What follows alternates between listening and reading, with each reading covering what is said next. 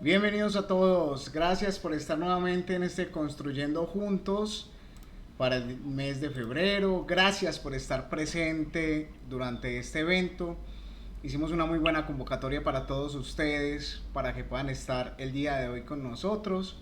Y agradecemos sacar ese espacio de tiempo que a veces es tan complicado para poder estar en un espacio como este, donde hay profesionales en estas áreas y todo con un objetivo claro, y es beneficiar y siempre estar de parte de nuestro colaborador y amigo.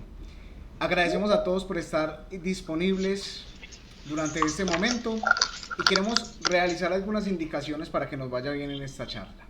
La primera es que pueden comentar, puede abrir su micrófono, puede hacer una pregunta a nuestro profesional o puede hacerlo mediante el chat. Pero algo que le queremos pedir es, si de pronto es prudente, mantenga su micrófono en silencio para que de esa manera no afectemos la reunión.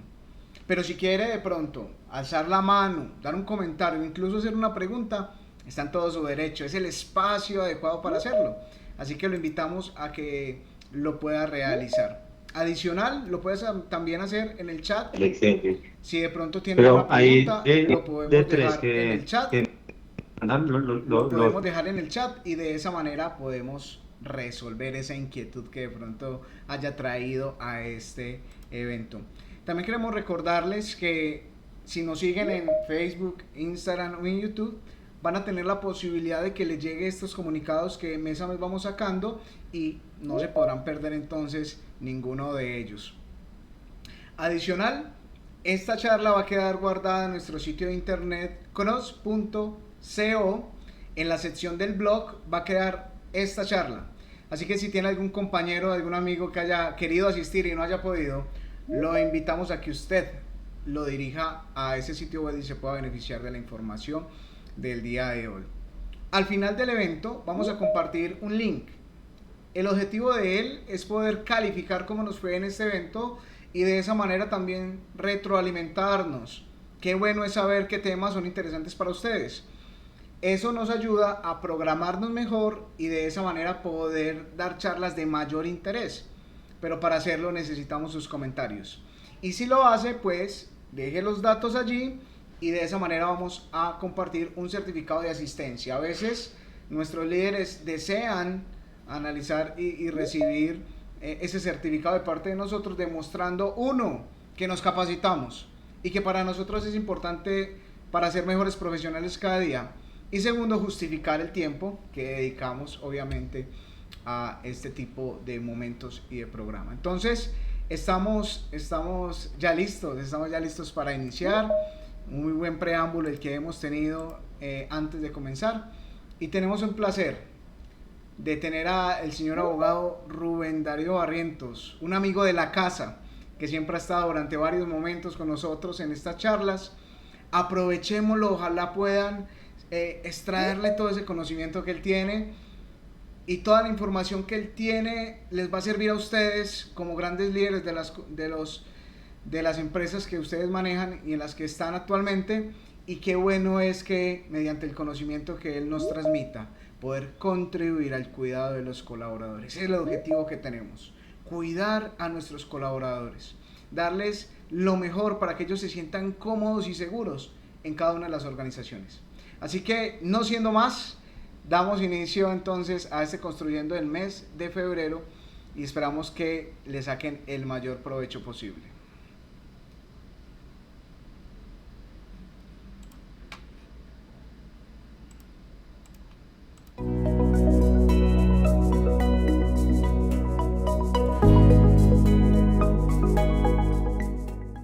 ¿Sabía usted que el índice neto de felicidad de los colaboradores en las empresas es de tan solo el 51%? ¿Sabía que la gravedad del consumo de drogas en el medio laboral ha sido reconocida en la Organización Internacional del Trabajo como uno de los principales problemas en las organizaciones? ¿Sabías que cada día en Colombia hay cerca de 95 intentos de suicidio y que la depresión está presente en más del 50% de los casos? La depresión, el estrés y la ansiedad son desencadenados por factores intralaborales, extralaborales e individuales, ante las cuales las personas no saben cómo responder. Estos factores son conocidos como riesgo psicosocial y lo perjudican a usted y a sus empleados, afectando negativamente la productividad de su empresa debido a absentismo, conflictos entre colaboradores, incapacidades laborales, rotación del personal y disminución en la productividad. Estos riesgos deben ser evaluados por personal capacitado e idóneo a través de los cuestionarios creados y autorizados por el Ministerio de Trabajo. Estos cuestionarios miden los factores de riesgo intralaboral y extralaboral, el nivel de estrés y sus posibles causas. La evaluación debe realizarse de forma obligatoria y no hacerlo acarrean multas mensuales consecutivas de hasta 500 salarios mínimos legales vigentes.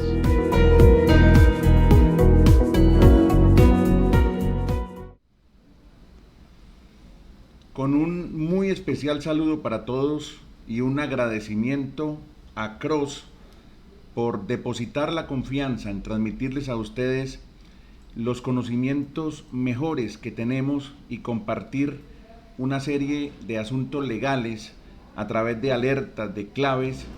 Estamos acá en este día 22 del mes de febrero para ocuparnos de un asunto que es indudablemente una cuestión que preocupa a las compañías todas desde la índole laboral.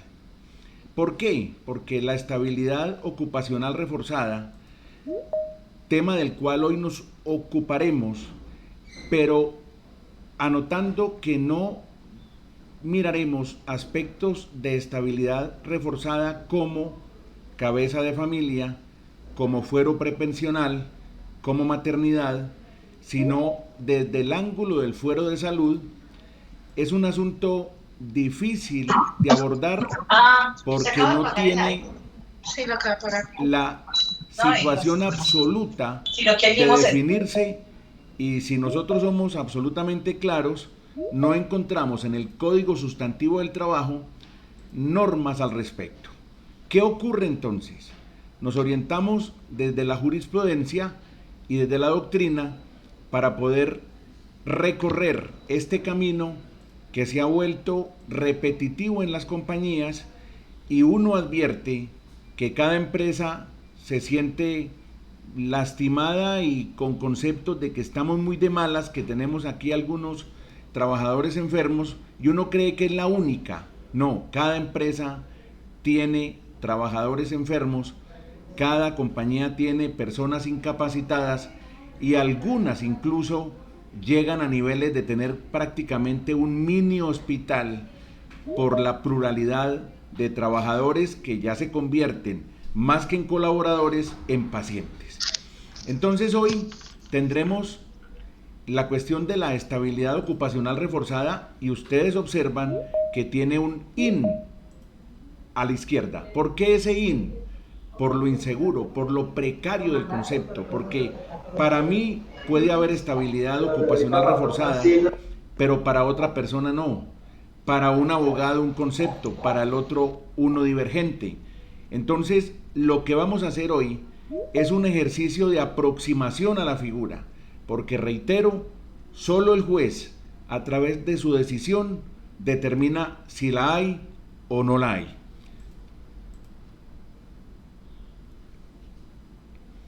Lo primero que vamos a abordar hoy es una ley que se llama Ley Klopatovsky. Klopatovsky fue un representante a la Cámara que después de un accidente quedó en silla de ruedas, y cuando llegó al Congreso se propuso legislar sobre su situación para que tuvieran ese beneficio homólogos de él.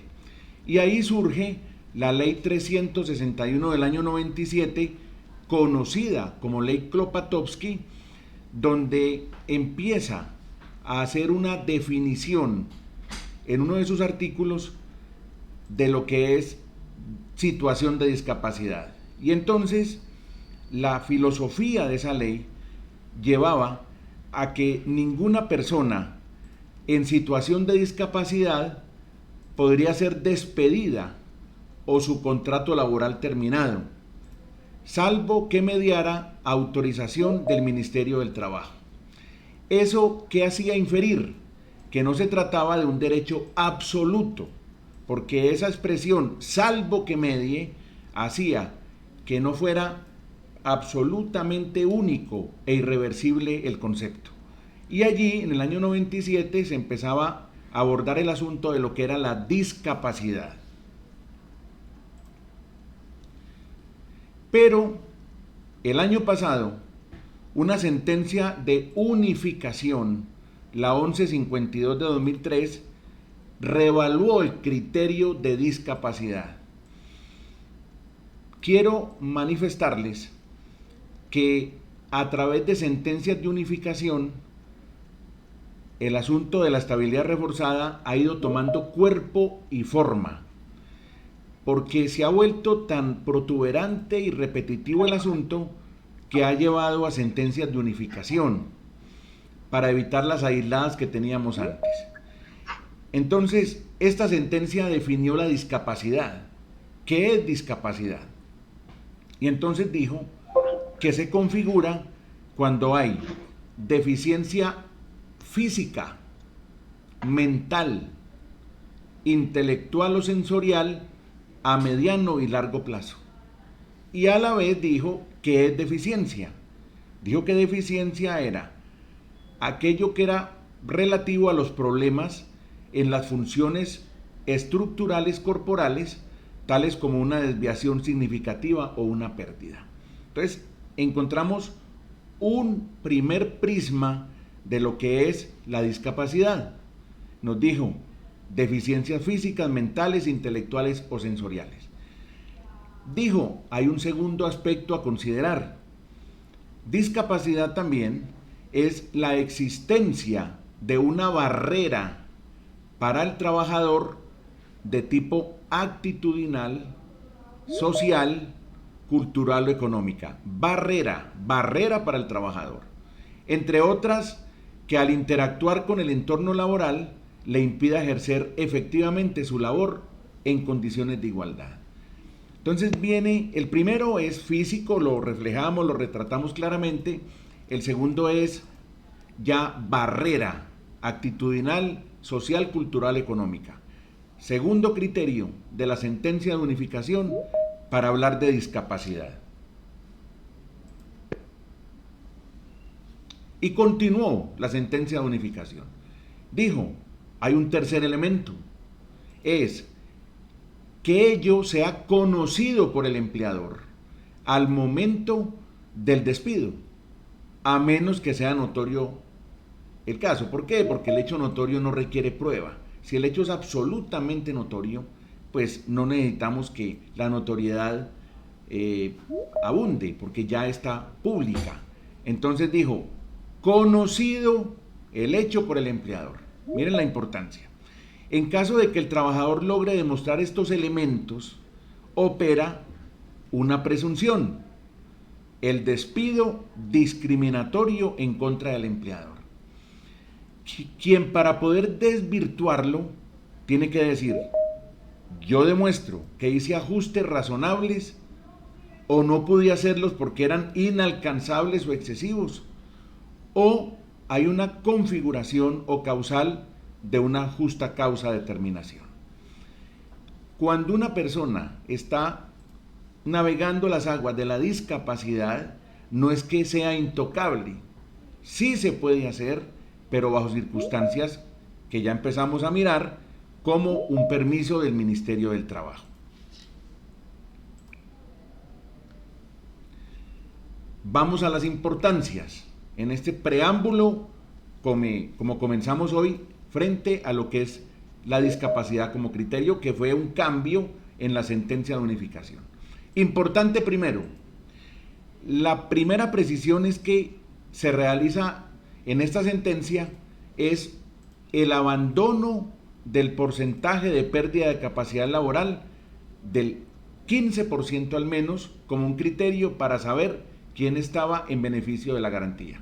Entonces observen, hasta antes de la sentencia de unificación, la discapacidad operaba para pérdidas de capacidad laboral superiores al 15.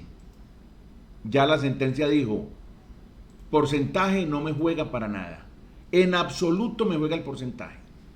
Segundo importante, la Corte fue muy enfática al señalar que el razonamiento expuesto excluye como beneficiarios de esa estabilidad a las personas que padezcan simplemente una dolencia, una contingencia, una enfermedad temporal o transitoria que no implica limitación. Entonces, no todo aspecto, digamos, mórbido o de enfermedad es y tiene vocación de ser estabilidad reforzada.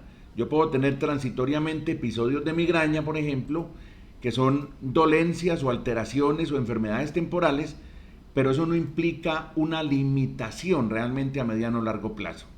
La protección se activa solo con las limitaciones de mediano o largo plazo, limitaciones, reitero, no simples dolencias temporales o contingencias eventuales o alteraciones. Importante tercero, para desestimar la presunción del despido discriminatorio, y esa palabra la vamos a ver a lo largo de la charla, discriminatorio, al empleador le corresponde probar que hizo todo lo razonable, que si no lo pudo hacer lo intentó y era una carga irrazonable, y le comunica al trabajador igualmente que puede acreditar que se cumplió pues con todas las circunstancias, y entonces cuando ya estamos enfrente de una causal objetiva, de una justa causa, de un mutuo acuerdo o una renuncia del trabajador, estamos en otro escenario, no en la estabilidad. Y aquí voy a hacer hincapié en lo siguiente. Hasta hace muchos años, cuando había una estabilidad reforzada, en criterio de quien la estaba visualizando, y hacían un acuerdo transaccional con el trabajador, este iba luego y demandaba, y ganaba y ordenaba el reintegro. A raíz de tanto acopio de actividades y de tanta profusión de trámites ante el Ministerio del Trabajo, este entró a conceptuar que podía perfectamente un empleador con un trabajador sometido a un beneficio de estabilidad reforzada hacer acuerdos, transacciones, salidas negociadas con mérito plausible para que no fuera reversado hecho. Y esto es un gran avance, porque yo con un trabajador que está en estabilidad reforzada puedo entrar a negociar su salida, puedo entrar a que él renuncie bajo unas condiciones especiales garantistas de una entrega de una suma de dinero, sin temor a que un juez me pulverice esa actuación. Eso es un avance importante que hay que resaltar hoy, que está dentro del importante 3. Importante 4. La Corte dejó claro que a la luz de la ley 1996 del año 19, en la que incluía la presunción de capacidad plena de todas las personas, el hecho de que un trabajador se encuentre protegido por la estabilidad reforzada por salud, en ningún caso implica que no puede celebrar un mutuo acuerdo para finalizar el contrato, por no ser este un derecho irrenunciable. Esa es la reiteración del punto importante 3. La Corte dijo, podemos perfectamente hacer acuerdos de salida, y eso, quiero subrayarlo, es un gran avance, porque le dio fuerza a las decisiones de mutuo acuerdo. Ejemplo, un trabajador que está agotado con su enfermedad, que siente que van 200, 300 días de incapacidad continua y piensa que en justeza, pues la compañía podría perfectamente ubicar en su plaza laboral personas vitales, jóvenes, productivas, pues en un acto de conciencia soberana le dice al empleador, hablemos de mi salida. Y empiezan a llegar a acuerdos y negociaciones que hoy son permitidos por esta misma sentencia de unificación y que venían siendo ya avalados por el propio Ministerio del Trabajo. Esto es un punto vital, medular, muy trascendente que no podemos perder entonces de vista. Y el último importante, el punto 5 es, la Corte recordó que para despedir a una persona con discapacidad es necesario solicitar previamente el permiso del ministerio. De no ser así, se vuelve una presunción de despido discriminatorio y es ineficaz el acto, por lo que procede el reintegro con el pago de los salarios dejados de entregar y la indemnización de la ley 361, que es de 180 días, que es gravosísima. Entonces ustedes me dirán, pero ese punto 5 va en contravía del 4 y del 3, porque aquí dice que tiene que haber siempre permiso del ministerio. Sí, pero es que en este despido, en los puntos importantes 3 y 4 es negociación, transacción, salida negociada, mutuo acuerdo, no despido. Es distinto enfrentar un despido a enfrentar realmente una llegada de acuerdo. Entonces, el punto 5 no contradice los puntos anteriores 3 y 4, que son acercamientos, aproximaciones y acuerdos. Este es acto unilateral de despido.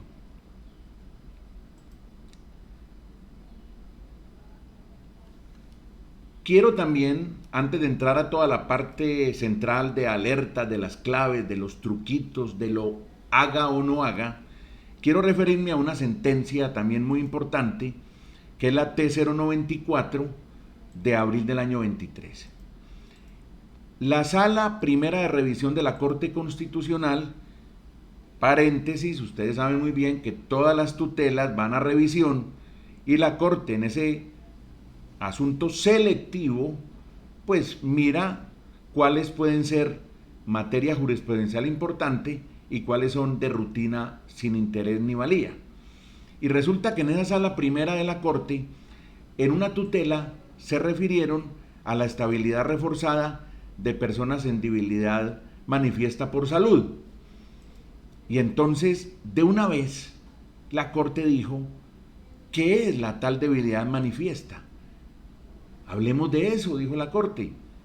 Entonces dijo, cuando la situación de salud impide o dificulta el desempeño de las labores de manera sustancial y en condiciones regulares, ojo a esto, sin necesidad de que exista una calificación previa que acredite la discapacidad. Vimos ahora que en la sentencia de unificación de la Corte Constitucional se había despojado el criterio de discapacidad por lo del 15%. Dijeron, el porcentaje no importa, es inane. Y esta otra sentencia dijo, no tiene que haber calificación previa que acredite la discapacidad. En ese orden de ideas, con un camino absolutamente despejado, allí es donde se volvió realmente de criterios encontrados el asunto de la estabilidad reforzada. Porque alguno dirá, no la hay, el otro dirá que sí, el de más allá dirá que cree que no, el otro dirá que le da miedo opinar, y por eso cuando comenzamos la charla, en el título decía estabilidad, pero tenía un IN. Ese IN es la precariedad del concepto, es el miedo que tiene uno de opinar, y por eso dijimos en la carátula de esta charla que haremos hoy aproximaciones al tema. Y entonces empezamos a definir de esta manera. ¿Qué supone una estabilidad laboral reforzada? ¿Qué es lo que supone esto? Supone la imposibilidad de despedir a un trabajador o la obligación de renovar el contrato. Ahí estamos hablando de un contrato a término fijo, porque la estabilidad reforzada no solo opera en los contratos a término indefinido, sino es que en los contratos a término fijo. Desde luego, si queremos preavisar el contrato a término fijo, tenemos que hacerlo tenemos que hacerlo para que no se prorrogue. Pero al preavisar el contrato a término fijo y estar una persona en incapacidad o una situación de estabilidad reforzada, ocurre y acaece una figura distinta que se llama la extensión del contrato de trabajo a término fijo. Prórroga, distinto a extensión, diferentes ambos conceptos. La desvinculación del trabajador solo se puede dar por justa causa más previa autorización del inspector de trabajo. Digamos que esta es la regla de oro de la estabilidad reforzada. No despida, hágalo solo por justa causa, pero agréguele el permiso del ministerio.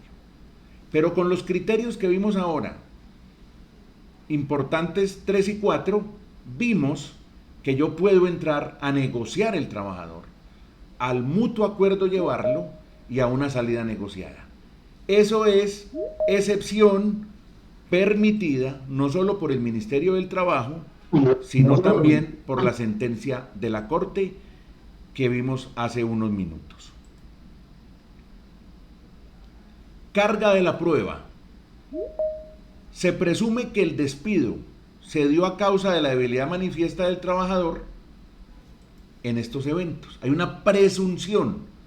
A ese señor, a esa señora, lo sacaron de la compañía porque era un enfermo. Esa es la presunción. Entonces, ¿qué tiene que hacer el empleador? Demostrar que el despido obedeció a una justa causa y tumbar la presunción. Entonces, el tema de la estabilidad tiene un INRI realmente, porque genera la presunción de que el despido es un acto discriminatorio y que yo despedí precisamente porque era una persona enferma. El empleador, contrario censo, tiene que ir a demostrar lo contrario, que fue por una justa causa y que nada incidió su condición de salud.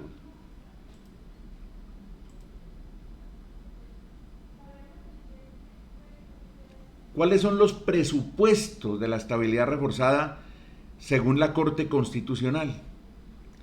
Primero, una situación de salud que impida o dificulte significativamente.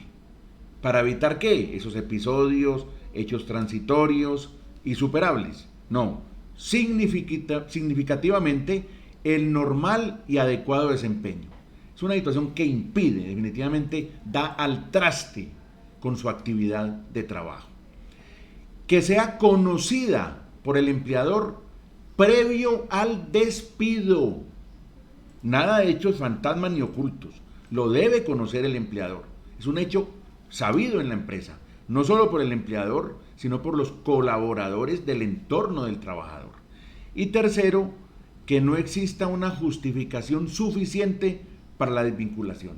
Es decir, que no sea un hecho discriminatorio, entendido como tal, aquel hecho que se abalanza contra el trabajador por enfermo. Cuando yo introspecto la circunstancia de decir, realmente ese trabajador tan enfermo no me sirve, es un acto discriminatorio, porque esa es la cuota inicial del despido. No me sirve, hay que sacarlo.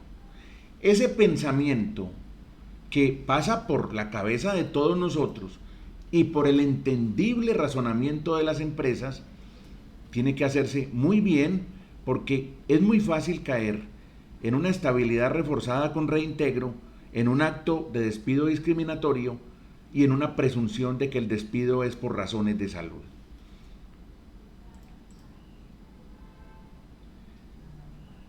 Vamos con alertas. Aquí entramos con un tema muy sustantivo y sustancioso, porque son las alertas. Esto equivale a decir, cuidado con estos signos, cuidado con este test. Ojo acá, que es donde empieza a articularse una estabilidad reforzada. Y entonces esa sentencia 087 nos desparrama una serie de alertas que tenemos que tener muy clara como actuación de no incurrir para una toma de decisión riesgosa para la compañía. Primero, al momento del despido existen restricciones o recomendaciones médico-laborales. Es una alerta. No quiere decir que un solo hecho constituya una estabilidad reforzada. Es un cúmulo de circunstancias, pero de alerta en alerta nos vamos yendo hacia el abismo. Entonces hay que tener la prudencia, el raciocinio y el criterio para entender que las alertas son las que constituyen el freno para la toma de decisiones. Restricciones o recomendaciones, una primera alerta.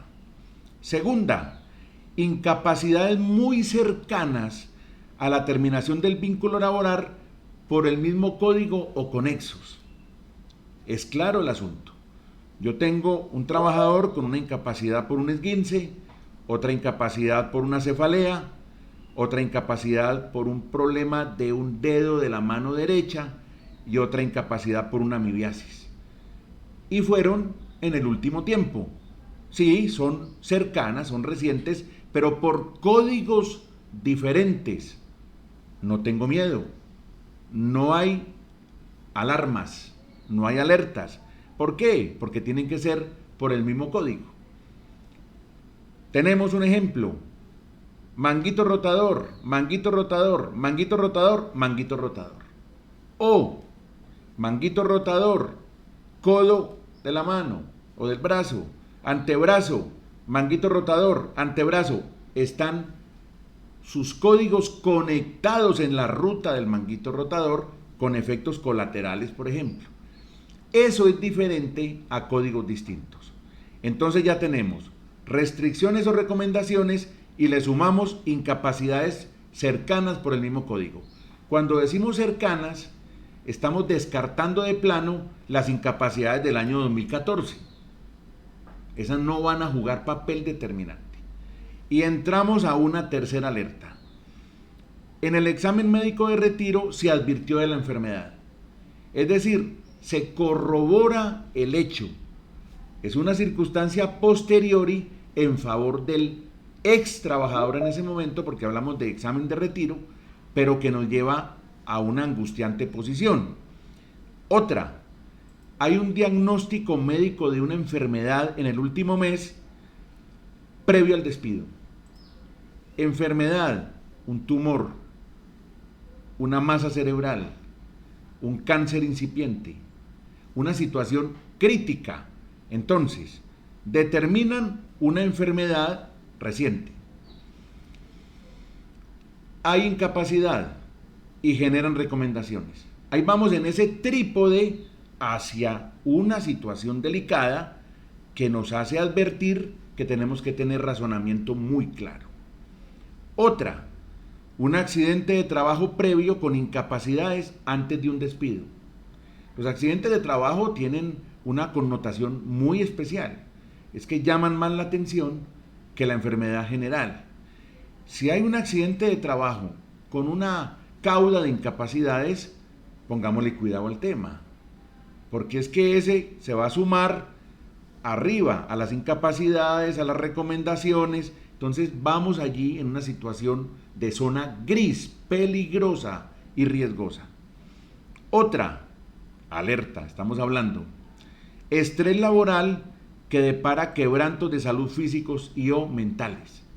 Gente que dice que la sobrecarga laboral la tiene asfixiada, que está en un estrés, que no es capaz de concentrarse, tiene altibajos de salud, hospitalizaciones, y ese estrés laboral le hace un quebranto de salud asociado al tema laboral. Y esa persona lo hace público. Entonces, zona de riesgo. Al momento del despido, otra más, el trabajador se encuentra en tratamiento médico o en terapias. Ojo, no controles, terapias. Y acá tenemos que distinguir varios momentos.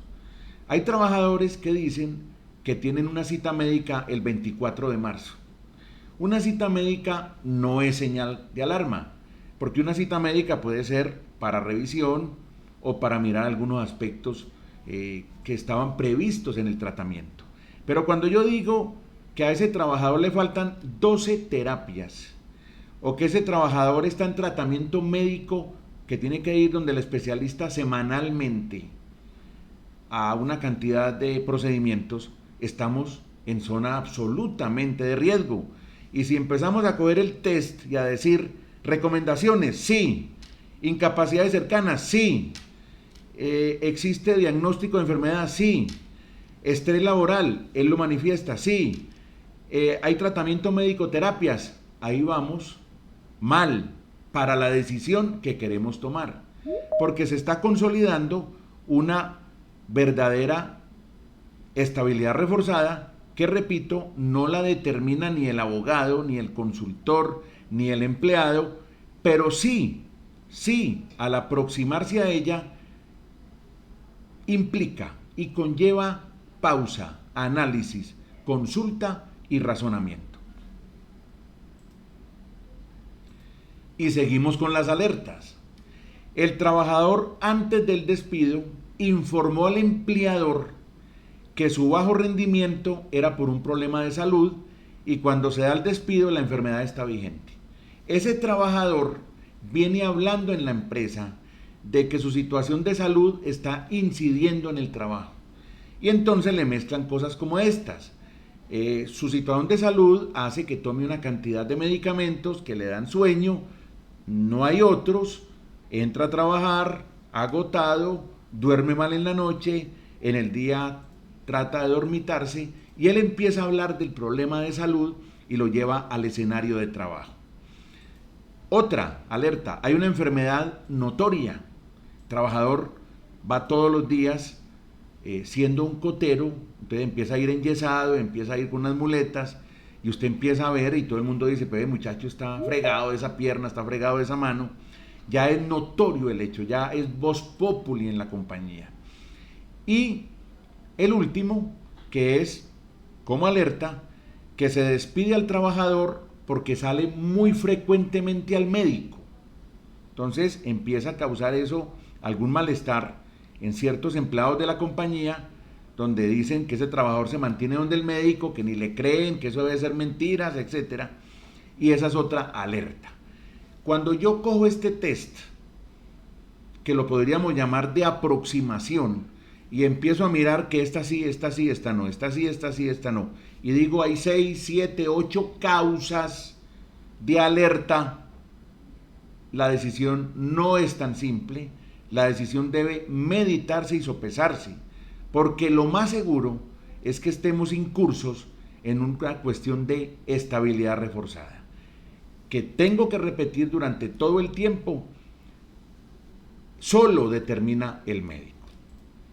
Bueno, aquí quiero también mencionarles que no olviden que en Cross siempre se les va a apoyar en todas sus inquietudes jurídicas. Hay una consulta que nos están haciendo acá, dice, la escoliosis entraría como estabilidad reforzada ya que le dio en el transcurso del empleo. Bueno, la escoliosis es una de las enfermedades unida a la lumbalgia de alguna frecuencia en trabajadores. Si estamos hablando de un cotero, por ejemplo, de un trabajador operario, pues es absolutamente dificultoso continuar laborando bien con una escoliosis o con una lumbalgia. Un administrativo también, es una desviación de columna. Entonces, si esa escoliosis, que en este caso le dio en el empleo, y partamos de la base de pronto de que ya fue considerada como enfermedad laboral, pero aún no considerada, es una enfermedad muy propia de las malas posturas, etc. ¿Qué quiere decir eso? Que si esa escoliosis, sumada a este test de alertas que acabamos de hacer, está reuniendo varios puntos donde yo digo sí, sí, sí, indudablemente es de alto riesgo tomar con el trabajador unilateralmente una decisión de salida. Hay otra consulta que nos hacen. Si el empleador es el que le propone una transacción para su salida de la empresa y éste acepta, ¿está dentro de lo legal? Respuesta, sí. La negociación de quien provenga, si se consolida y se cierra transaccionalmente, es válida. Y eso genera un efecto que es el siguiente. Ante la pregunta ¿por qué es válida? El efecto que genera es porque si el trabajador tiene a favor un fuero de estabilidad y él negocia, está renunciando al fuero de estabilidad. Y dentro del documento transaccional debe quedar que el trabajador renuncia al fuero y por ende a cualquier reclamación judicial o extrajudicial. Entonces, no todas las negociaciones provienen del empleador. El trabajador se arrima y dice: hombre, quiero hablar con usted, ¿me puede atender mañana? Sí, ¿cómo no? ¿Qué pasa? Hombre, yo quiero negociar. Yo me siento enfermo, ya no rindo. Y yo, pues si negocio, puedo montar una tienda o hacer alguna cosa diferente que me permita tener el ingreso. Ahí provino del trabajador. Pero yo también, un día almorzando con un trabajador, le digo: hombre, ve, ¿vos cómo ves de pronto una salida negociada? Ah, no, a mí me interesa. Cuente a ver, ¿cómo es la cosa? Entonces, no importa del ala que venga, no importa. Lo importante es que se cierre la negociación.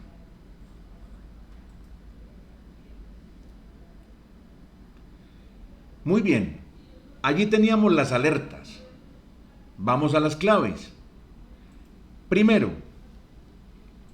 cuando no hay, todo lo que hemos transcurrido en esta charla hasta ahora es cuando hay y alertas. Pero no todo es estabilidad reforzada. Y aquí vienen las claves. La primera, cuando la enfermedad se presenta en fecha posterior a la terminación del contrato. Indudablemente es así. El trabajador nunca dijo nada, el trabajador no tuvo incapacidades, el trabajador se va de la compañía, no dice absolutamente nada, y resulta que a los 15 días de haber salido de la empresa empieza a quejarse que una lumbalgia, que tiene un problema, que una rodilla, y va y toca la puerta de la empresa y le dice al empleador: vea, es que usted me echó enfermo. Y resulta que las primeras de cambio en la revisión médica son 10 días después de haber salido. Ahí no hay estabilidad reforzada. Segundo, cuando el diagnóstico médico se da después del despido, esta está unida a la anterior. Es que el trabajador realmente sale de la empresa, no hay ninguna novedad, nunca dijo nada, nunca manifestó tener alguna dolencia, menos incapacidades, no iba nunca al médico y aparece después con un diagnóstico médico que le dice que tiene un problema de tipo túnel del carpo. Ahí, después del despido, obviamente ya no hay estabilidad reforzada. Vamos con más claves. Cuando pese a las citas médicas no hay incapacidades, no hay restricciones, no hay recomendaciones. La persona va donde el médico simplemente le envía medicamentos, no más, no lo incapacita, no genera recomendaciones, entonces no hay estabilidad ahí. ¿Qué es que he ido al médico 3 veces en el último año? ¿Y qué? Nada. Usted está yendo a unas revisiones, se siente de alguna forma algo enferma, pero usted con sus medicamentos retoma la condición. Ahí no hay estabilidad reforzada. Cuando no se demuestra el nexo causal entre el despido y la afectación a la salud.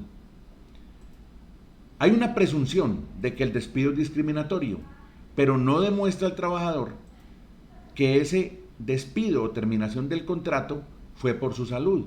Un trabajador con un gran prontuario en la compañía, un trabajador con muchos descargos, un trabajador perezoso, un trabajador que no rinde, que se para del puesto, que es absolutamente irrespetuoso, irresponsable de las órdenes superiores, y sale a decir que lo sacaron que porque un día le dio un calambre en una pierna y que llegó cojeando al otro día. No, señores.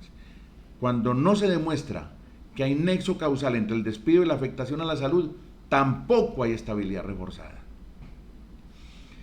Cuando ha habido incapacidades anteriores, ya lo vimos ahora, pero por distintos códigos. Tampoco lo hay. En esto no es a granel las incapacidades. En esto es incapacidades conectadas por el mismo hecho, por el código similar o por hechos conexos. Entonces, no gana el que tenga más incapacidades. Esto no es un festín de incapacidades. Esto es un adelantamiento de un hecho crítico, pero por una cadena de incapacidades similares. Otro, cuando hubo un accidente de trabajo en fecha anterior y la situación se encuentra superada sin que medien más citas médicas ni incapacidades. El trabajador no puede vivir de la historia.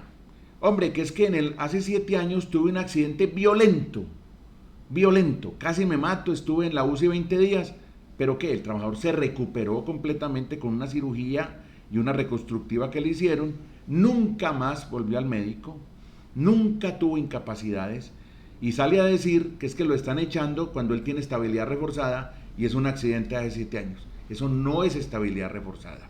La historia no juega papel determinante. Es el presente y el futuro en la incapacidad, en la situación de diagnóstico médico, en las recomendaciones, son las que adentran al asunto de la estabilidad reforzada.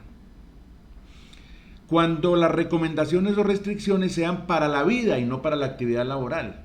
Hay trabajadores que dicen, recomendaciones, trate de trotar todos los días 10 minutos, consuma alimentos sanos, preferentemente vegetales, todos los días tome 2 vasos de agua. Esas son recomendaciones para la vida. Eso no tiene nada que ver con una estabilidad reforzada. Es distinto, no levante más de 10 kilos, cada media hora levántese de su asiento. Eso es muy diferente, porque eso tiene que ver con el vínculo directo con la actividad laboral. Pero para la vida no juega ningún papel determinante en la estabilidad reforzada. Hay preguntas. ¿Qué podemos hacer si una persona... ¿cuál vamos primero? Con esta. Con esta de... Sí. ¿Qué podemos hacer si una persona se encuentra con recomendaciones derivadas a un accidente de trabajo y en la empresa se le acabaron las obras que tenía y no tiene a dónde reubicarla? ¿Se le puede terminar el contrato laboral? Bueno, quiero decirles que en el contrato por obra o labor conocí una jurisprudencia del año pasado que dice que la estabilidad reforzada en un contrato por obra o labor no opera. Y dice que no opera porque es que la obra o labor se termina y al terminarse la obra o labor fenece la actividad para la cual se contrató. Es decir, esa sentencia que es una tutela, una sentencia de tutela, dijo, es que el trabajador iba enmarcado en un momento determinado temporal. Era para una obra o labor que cuando terminaba, finalizaba la actuación y yo no iba a traer a nadie más para la obra o labor. Si el empleador demuestra que esa obra o labor finaliza, finiquita, y yo no voy a contratar a nadie más para la obra o labor, porque era un acto absolutamente aislado, determinante para un tiempo, y el trabajador estaba con posible estabilidad reforzada, yo puedo terminar ese contrato de trabajo, no diría yo sin riesgo alguno, porque puede aparecer un juez de tutela, y ustedes saben muy bien que las tutelas las fallan los jueces penales, los jueces de adolescencia, con riesgo altísimo de una sentencia que no sea lo más ponderada, pero yo sí voy más seguro si en ese contrato por obra o labor un trabajador al final con algún tipo de enfermedad, aún una situación extrema, yo podría terminar ese contrato porque esa jurisprudencia fue muy clara cuando dijo que en la obra o labor era determinante el momento en que cerraba la vigencia, el trabajador sabía que fue contratado para ese momento y repito, habría que añadirle que la empresa no va a utilizar otro trabajador en la obra o labor. Si yo hago eso en esas condiciones, podría decidir intentar y lograr terminar ese contrato de trabajo que no se puede en ningún momento mencionar que se despidió al trabajador. No, fue que la vigencia de la obra o labor se cerró o la obra o labor finalizó. Porque es que ese tema de despido hay que aclararlo de una vez. Mucha gente en un contrato a término fijo dice 3 meses, preavisé, y él llega a la casa a decir que me echaron. A él no lo echaron, no le prorrogaron el contrato, que es muy distinto.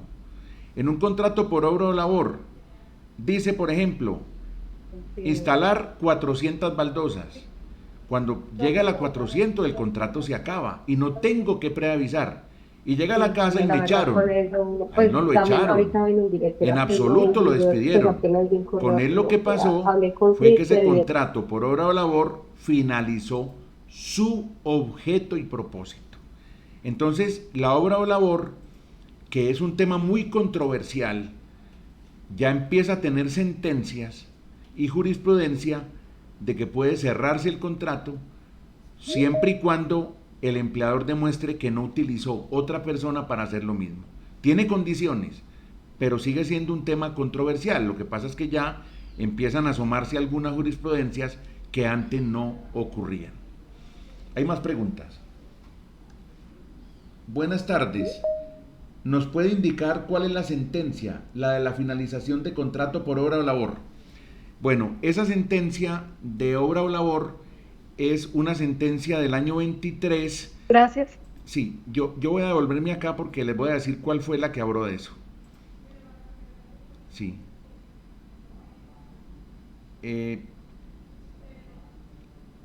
Esa sentencia les voy a decir cuál fue realmente.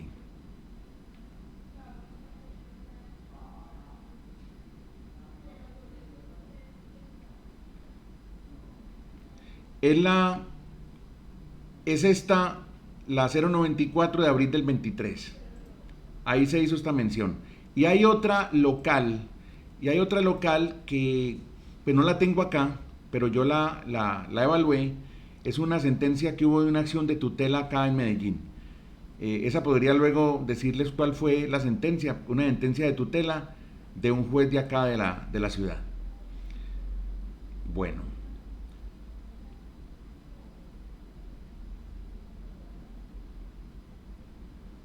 Aquí de una vez me vine a esta sentencia 69399 del 15 de agosto del 18 de la magistrada Clara Dueñas. Esta también habla del contrato por obra o labor, para que la puedan anotar si quieren. Esta 69399 del 15 de agosto del 18. Y como les digo, se suma otra local que hay aquí, que hubo acá en Medellín. Pero esta es muy importante porque esta vino de la magistrada Clara Dueñas, que es de la Corte Suprema de Justicia, Sala de Casación Laboral. Y habla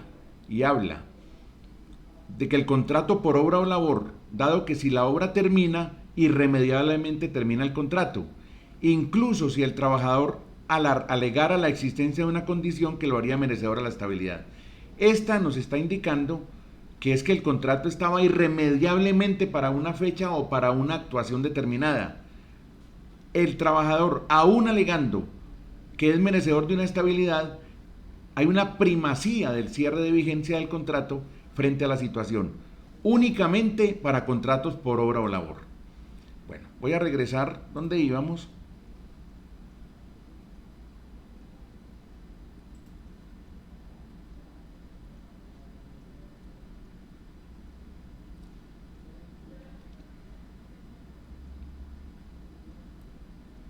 Yo miro acá. Sí, íbamos en esta parte de que no había estabilidad reforzada. Listo. Ahora, garantías para el que invoca y sale avante en la estabilidad reforzada.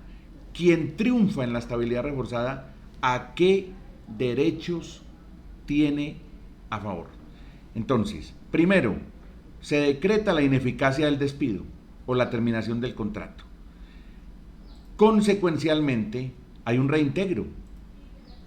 Es decir, el trabajador permanece en el cargo, retorna al cargo. Hay una presunción de despido discriminatorio por el deterioro de la salud del trabajador no desvirtuada. El empleador no pudo desvirtuar. Y cuarto, una indemnización de 180 días. Es decir, tener una decisión adversa en una estabilidad reforzada, después de yo haber terminado un contrato, es una cuestión muy gravosa para el empleador. No solo desde lo económico, sino como derrota jurídica. Es un trabajador que llega a la compañía crecido, llega como un flamante ganador. La imagen que se vende es que la empresa jurídicamente es floja, no tiene buen abogado, no tiene buenos funcionarios. Y ese es un trabajador que entra con cierta corona especial porque ya el empleador se amedrenta realmente frente a él. Entonces, antes de tener una situación adversa de estas, tenemos que ser muy prudentes para tomar determinaciones. ¿Por qué? Porque si vemos en el test de alertas varios signos, varios puntos, es mejor no proceder. A los abogados se les pregunta, ¿puedo sacar a este trabajador o no? Recordar que es una aproximación. Recordar que el abogado no tiene la última palabra. Pero con base en este test, uno sí puede realmente decirle, hombre, yo encuentro 6, 7 puntos adversos. Mi recomendación es que no lo haga. O arregle el trabajador. ¿Usted quiere arreglarlo? Hable con él. ¿Usted quiere llegar a una negociación? Cítelo. Ese es el plan B que no todo el mundo hace. No todo el mundo hace. La excepción la acabamos de ver y es muy pertinente frente a la pregunta de la sentencia. Esta es proveniente de la Corte Suprema de Justicia, Sala de Casación Laboral. Dos aclaraciones importantes. La primera, se habla de una aproximación al tema, por cuanto el único que la puede ponderar, considerar y decretar es el juez, ya lo hemos dicho varias veces. Nadie diferente tiene la última palabra. De acuerdo con los lineamientos jurisprudenciales, pues un asesor, un abogado, un empleado puede solo alertar, pero no garantizar que existe o no existe. A uno le dicen, usted me garantiza que lo despido y no pasa nada. Hombre, un momento. Yo, de acuerdo con lo que veo acá, observo que de todo el test que hacemos apenas hay 2 cosas y no me preocupan tanto. Yo pienso que se puede avanzar, pero yo no garantizo nada. Ni tampoco puedo decir que una persona a la que le vea varios rasgos, decirle yo a la empresa, lo van a condenar, va a perder. No, pero si se trata de concebir este asunto desde la seriedad y responsabilidad, es decir, desde el concepto claro, sin ponderaciones mayúsculas, simplemente criterioso, uno sí puede decir, hombre, mi recomendación es que no lo haga. O puede hacerlo, pero este es el riesgo. O, como lo dijimos ahorita, de pronto acerque al trabajador. Esa es la primera aclaración. La segunda aclaración es que dado que la acción de tutela para reintegro de personas con debilidad manifiesta como un mecanismo transitorio, bajo protección de manera excepcional, y no existe en Colombia una jurisdicción de tutela, porque no la hay, los procesos los fallan los jueces penales y los de adolescencia, no los laborales, por lo que obviamente hay una inseguridad, una gran inestabilidad. Y eso es un asunto que se ha venido reclamando hace mucho rato. Los jueces especializados, pero aquí no. Un tema de estabilidad reforzada en materia laboral y no le toca a los jueces laborales. Eso para mí es supremamente grave y muy precario e inseguro. Esa es una segunda aclaración y por eso uno allí, pues a veces con cierto miedo emite opiniones diciendo, hombre, hágalo, pero uno le da mucho miedo que un juez de estos, simplemente porque vio 2 incapacidades, una por un tobillo y otra por se golpeó en una mano, pues salga a decir que la persona mostró en el último tiempo incapacidades y se venga con una sentencia copiada de otra, una sentencia peligrosista y decrete una estabilidad reforzada. Esta es una materia que hoy por hoy la gente en lenguaje coloquial dice que es de las de las materias más culebronas que hay en derecho laboral, porque no dependen de quien conceptúa, no está en el código sustantivo del trabajo tarifada. Que es lo grave, es que se ha cosechado con base en sentencias que ahora por fortuna vienen unificándose para uno no tener criterios encontrados, pero cuando no está en el código es muy difícil uno decir hay o no hay, hay o no hay. Ese es el gran riesgo de la estabilidad reforzada, máxime que va a unos caminos jurisdiccionales de otras latitudes como son la penal, de adolescencia y todas estas cosas. Bueno, este digamos es el temario central de un ejercicio que hemos llamado hoy de aproximación a la estabilidad reforzada, porque no podemos ser ampulosos en decir aquí está la estabilidad tarifada, no. Extraídas de las jurisprudencias, hemos traído consideraciones, conceptos y notas para armar en esta charla del día de hoy que nos convoca un concepto de qué puede constituir una estabilidad reforzada y qué no, y a dónde tenemos que tener pausa y a dónde podemos avanzar y a dónde podemos tener un plan B a través de acuerdos y transacciones. Es decir, estamos considerando la situación, pero también dando una especie de remedio que en compañías puede que sea atendible y en otras digan no me arriesgo, no lo hago o no tengo caja para hacerlo. Pero esa figura de la salida negociada empieza a tener auge porque no nos digamos mentiras.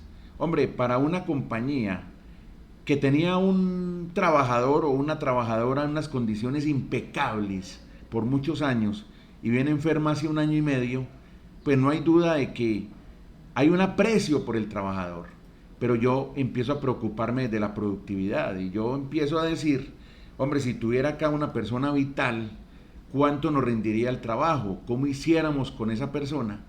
¿Qué tan bueno poder negociarla, entregarle un dinero, una personota que nos ha dado una gran materia de responsabilidad, nos ha enseñado a trabajar bien, pero hoy ya lastimosamente su salud irreversible hace que no pueda hacerlo como antes.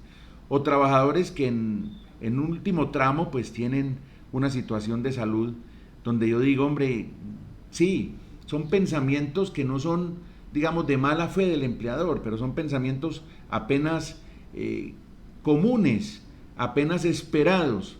Hombre, qué vaina con esta muchacho, un tipo buena persona, pero realmente ya no es capaz de atender su actividad laboral, no porque no quiera, sino porque su enfermedad o su condición no nos permite. Esos pensamientos que tienen todos los empresarios y todas las áreas no son malos, no son satanizados, pero llevan a la reflexión qué hacer en esos eventos y ya, por fortuna, surge la idea de poder terminar contratos por mutuo acuerdo. Eso sí, no se les olvide que en el contrato transaccional quede una cláusula que diga que el trabajador renuncia al fuero de estabilidad reforzada y se obliga a no ejercitar acciones judiciales o extrajudiciales. Esa cláusula puesta en el documento transaccional no es otra cosa que el principio del derecho de que yo puedo renunciar a lo que esté en beneficio propio. Y si esa estabilidad está en mi propio beneficio o provecho, yo puedo perfectamente renunciar. Y por último, caso que yo viví recientemente este año, una persona muy enferma, con antigüedad en una compañía de más de 10 años, incapacidad muy fuerte como de 250 días, se le acercó al empleador y le dijo, hombre, yo quiero que hablemos de algo. Mi hermana, que vive en Chicago, Estados Unidos, quiere que yo me vaya a vivir allá con ella.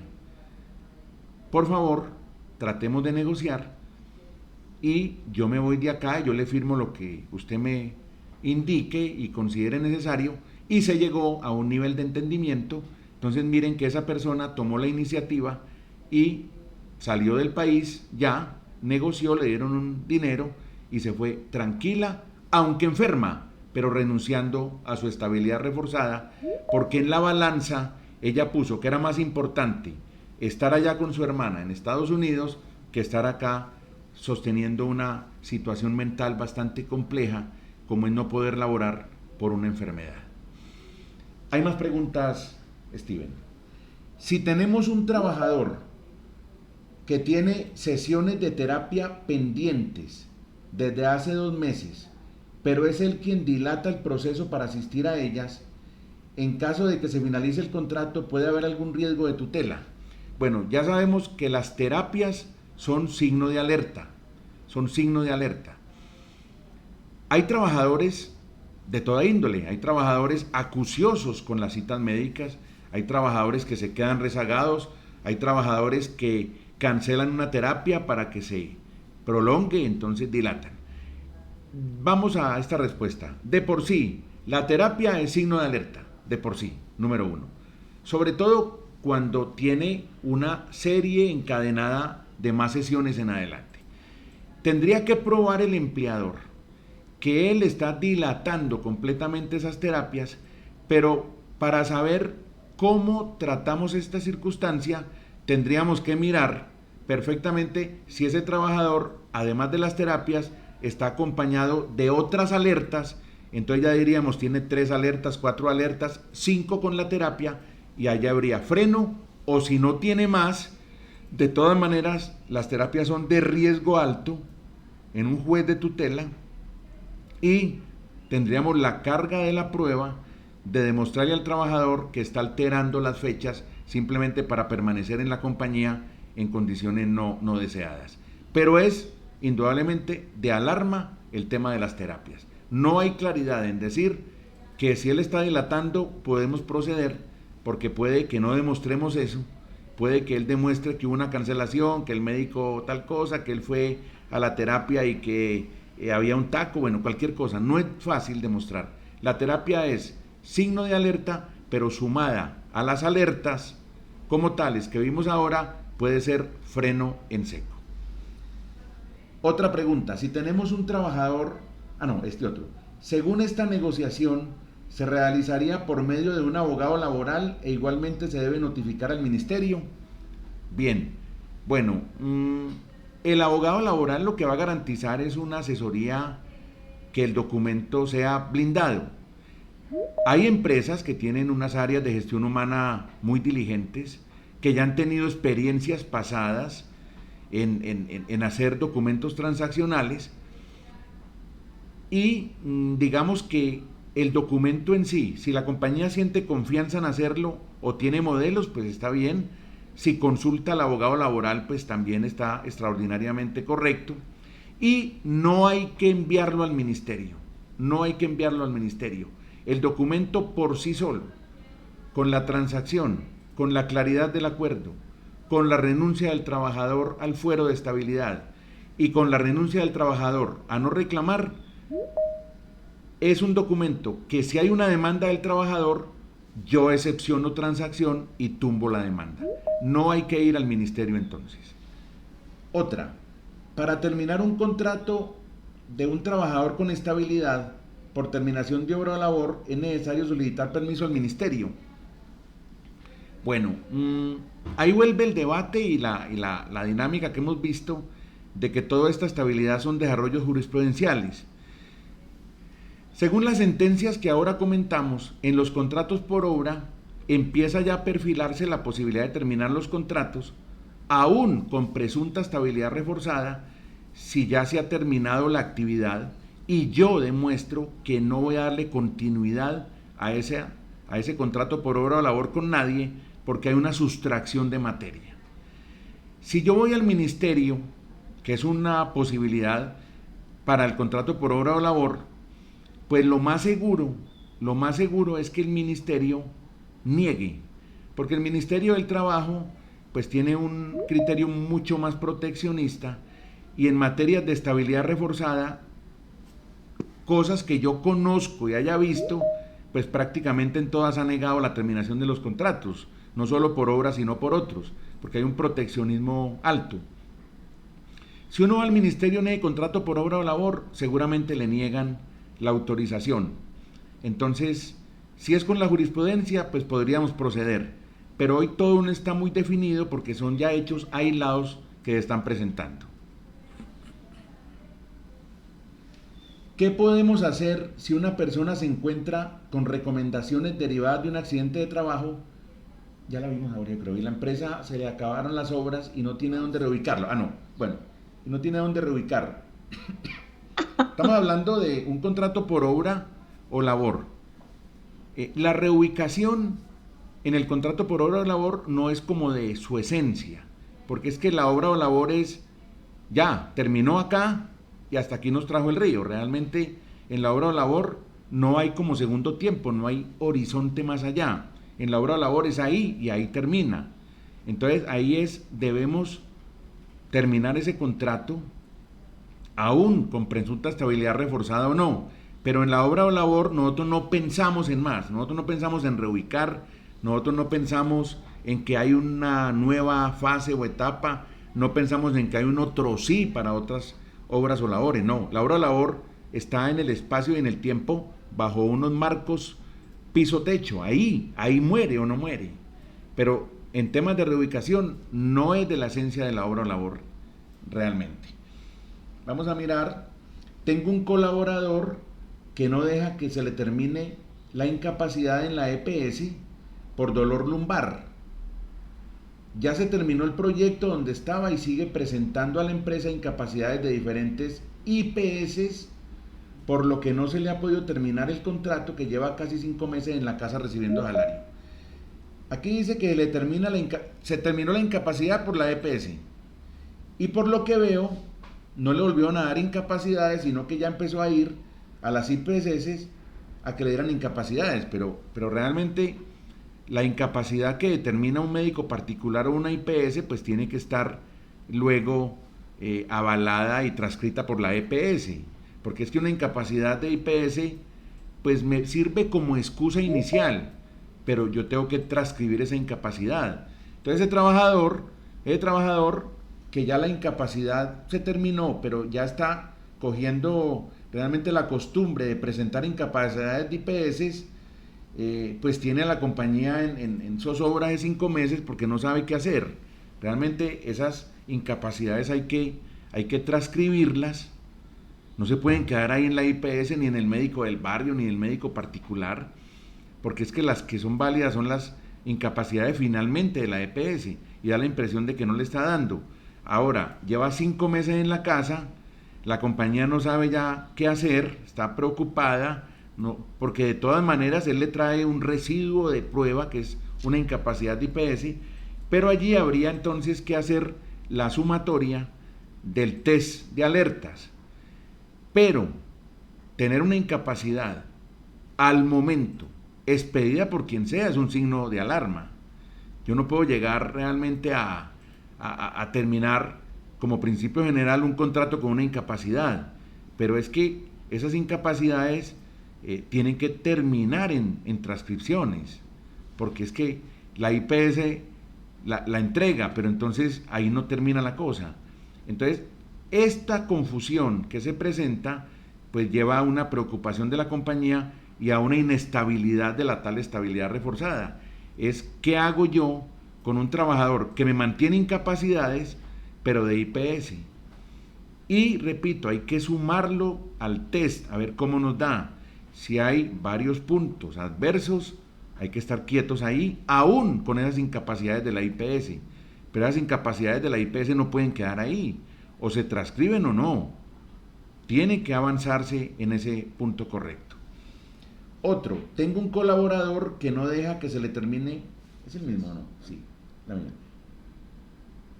Si el contrato por obra o labor termina, porque ya la obra culminó, pero el trabajador en el momento, por un accidente de trabajo, tiene recomendaciones o restricciones, se debe ocupar en otro proyecto. Bueno, ese tipo de situaciones tan claras, tan específicas, yo no las he visto en jurisprudencias sobre contrato por obra o labor. Donde yo he visto es por obra o labor jurisprudencias con estabilidad reforzada, pero por enfermedad general. No he visto de accidentes de trabajo. El accidente de trabajo es otro nivel ya completo, porque el accidente de trabajo sí me da mucho más arraigo en la empresa.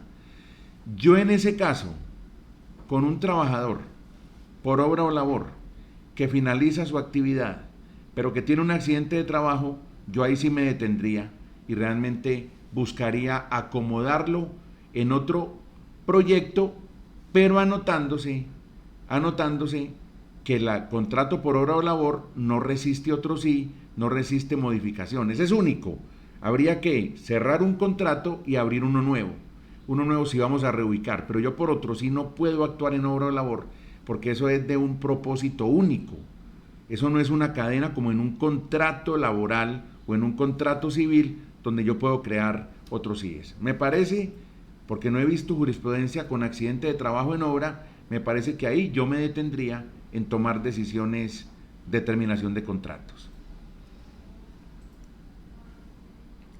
Posterior al reintegro se puede hacer el despido. Bueno, posterior al reintegro se puede hacer el despido. Puede que un trabajador esté momentáneamente en una circunstancia con el viento a su favor y entonces obtiene un reintegro. Pero el tiempo va pasando y puede que ya el otro año, pues ya las circunstancias cambian, ya el trabajador ha superado asuntos de su dolencia, ya no está en terapias, el trabajador no volvió al médico, no tiene incapacidades. Entonces, si yo veo un panorama distinto, no debo tener miedo de actuar, pero que en el test no me dé una cantidad de alertas, porque si están esas alertas, pues debo frenar.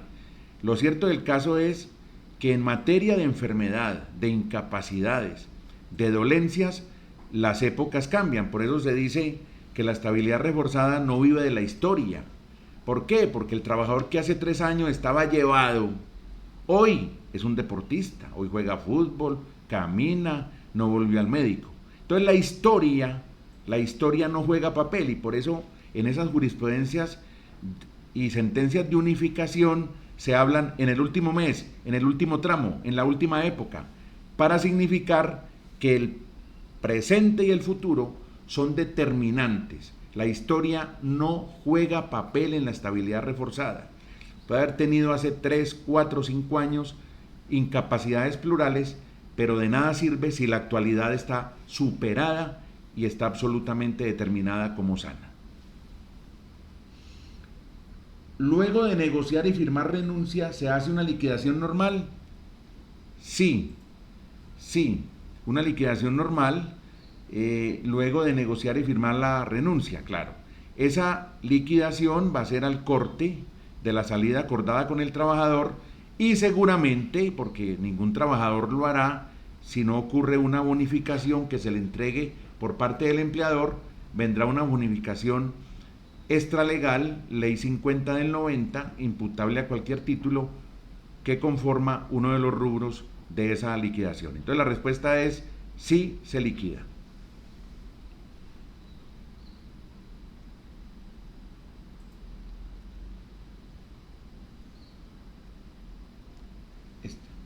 Sí. Bueno, tengo un trabajador al cual tuvo un accidente de trabajo en una obra. Tiene restricciones laborales, las cuales se están cumpliendo.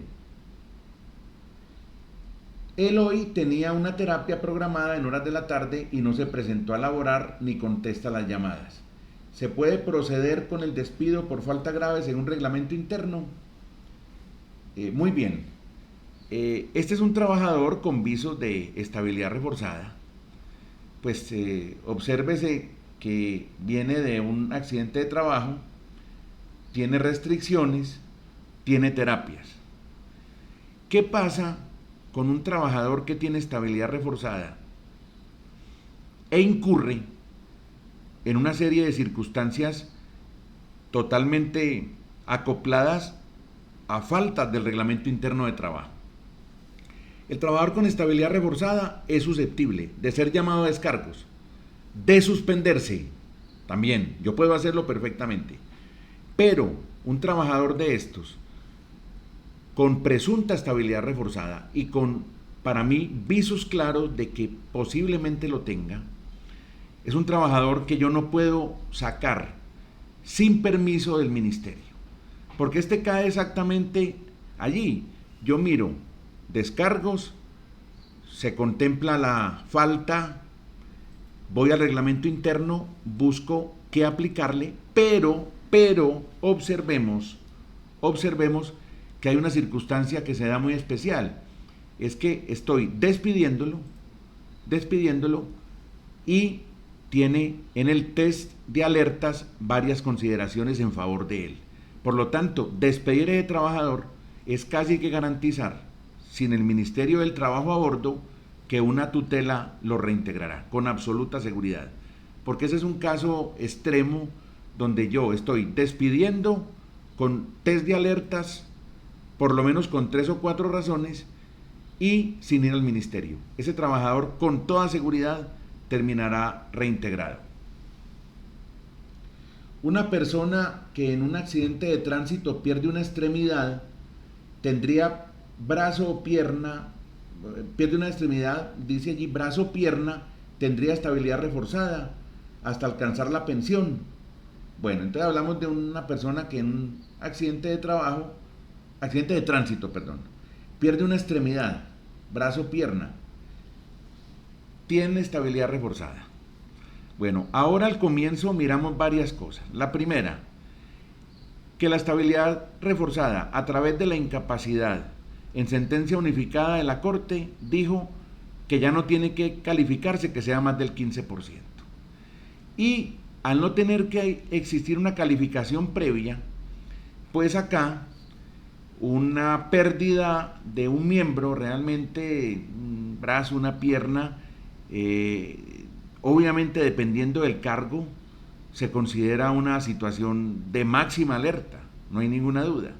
Entonces, como no hay que calificar ya previamente, como ya no se necesita más del 15%, sino una cantidad de circunstancias que definió la sentencia de unificación, uno pensaría que una persona de estas, que con absoluta seguridad, después de que ocurren los hechos adversos, va a estar acompañada de citas médicas, de algún tipo de terapias, de algún tipo de incapacidades, pues seguramente va a estar dentro del fuero de la estabilidad reforzada. Ese hecho es un hecho de salud supremamente extremo y grave, la pérdida de un miembro completo.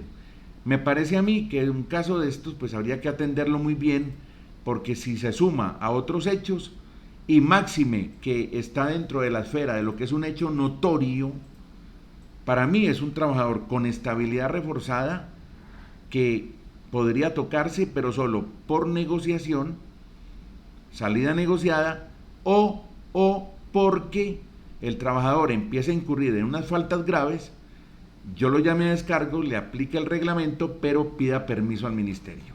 Hacerlo por vía directa, con un hecho notorio, me parece de riesgo alto llevarlo a cabo. Preguntan, ¿quién es el responsable de erradicar las incapacidades de enfermedad general? El responsable de erradicar, bueno. A ver, la empresa recibe la incapacidad y hace el recobro de incapacidades de 3 o más días. Las transcripciones que en un momento dado eran del trabajador, luego fueron adjudicadas al empleador. Entonces, el empleador transcribe la incapacidad y el empleador radica para hacer el reembolso del auxilio por incapacidad en incapacidades mayores de 3 días. Tengo una pregunta, dice, si un trabajador tiene una pérdida de capacidad superior al 90%, pero no ha solicitado examen para pérdida de capacidad para pensionarse por pérdida de capacidad, dice acá, el empleador le puede solicitar al fondo que haga un examen de pérdida de capacidad con el fin de que se pensione y tener una justa causa para terminar el contrato. Entonces hablamos de una pérdida de capacidad superior al 90%. Bien sabemos nosotros que la pérdida de capacidad superior al 50% es una generadora de la pensión por invalidez. Ese trabajador tiene una superior al 90%. pero da la impresión de que no se mueve de ahí, de que no avanza hacia la pensión por invalidez. Entonces la pregunta es si el empleador puede solicitar que más que le haga el respectivo examen, no, porque ya lo hizo, ya está calificado con el 90%, es si puede impulsar la pensión por invalidez del trabajador. Sí, sí lo puede hacer. Lo puede hacer el empleador porque ve que el trabajador no quiere mover un dedo, está quieto en primera, con una calificación del 90 que para conseguir la hora es casi que extravagante, porque ustedes pueden dar fe de que la mayoría de pérdidas de capacidad son del 10, del 15, del 20, del 23, es decir, llevar más allá de un 50% es una proeza. Yo no he podido entender qué necesitan las juntas de calificación para demostrar pues que ciertas enfermedades, desmembraciones, etcétera, son de alto vuelo de más del 50, ¿no? Se volvió, es una hazaña completa superar el 50. Entonces, la empresa puede, desde su ángulo, obviamente presionar para que se inicie un trámite de pensión por invalidez, porque es que ya calificaron con más del 90. Eso no puede ser un documento decorativo para meter debajo de un vidrio. El que está en ese plan debe avanzar y si no, pues la empresa debe impulsar en lo más que pueda para que lleve a cabo este cometido.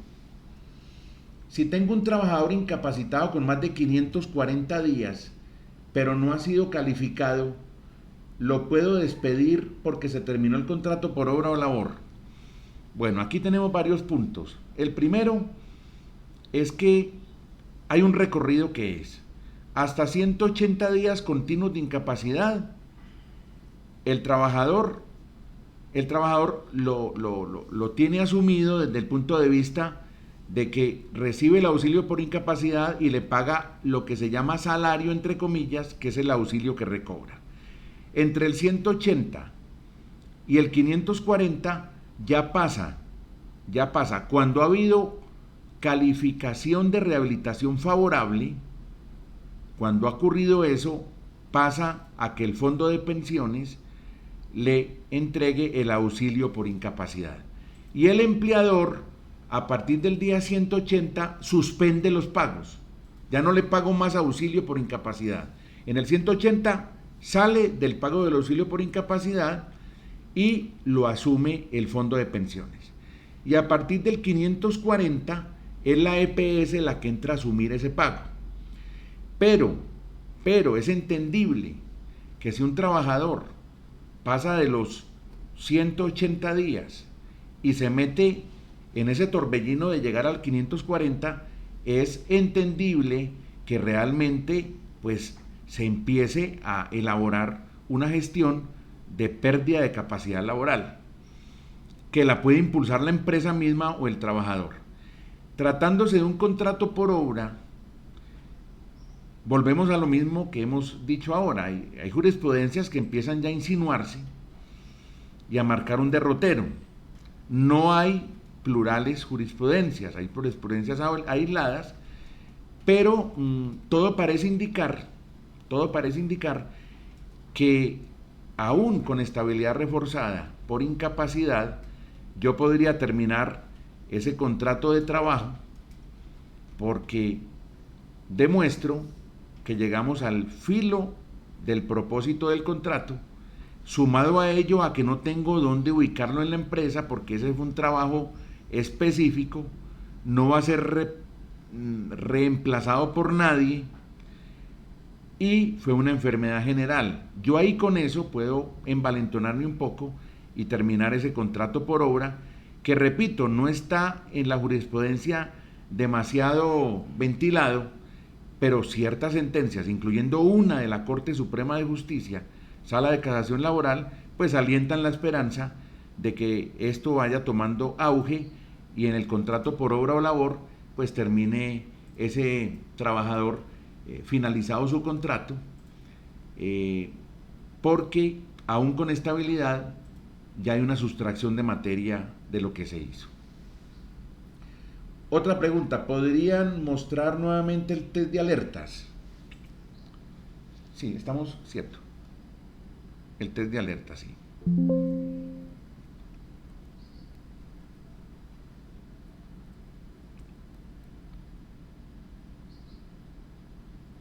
Bueno, el test de alertas, aquí vamos a ubicarlo.